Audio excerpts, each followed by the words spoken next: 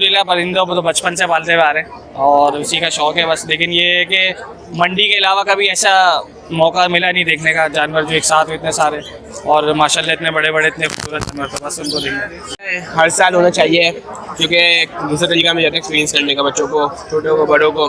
और जो लोग सियासत को लेकर इस वक्त माइंड अपना अंदर ख़राब करके बैठे तो उनके लिए काम आता है, उनका माइंड डाइवर्ट हो जाता है इससे। और फैमिली के लिए भी अच्छा है, लड़कों के लिए भी जिनको आना है सब आ जाए।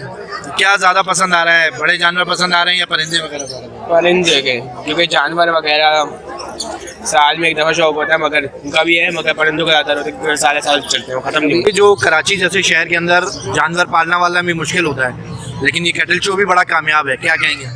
ये सब पलाई वगैरह तो ये लोग करते हैं, ये बाकी ये है अब वो जो नहीं कर सकते, नहीं रह सकते, 20-25 हज़ार रुपये उनका जो होता है रखने का, अब वो खुद घर ले जाते हैं लोग, खुद देख लेते हैं जिनको प्रैक्टिस होती है।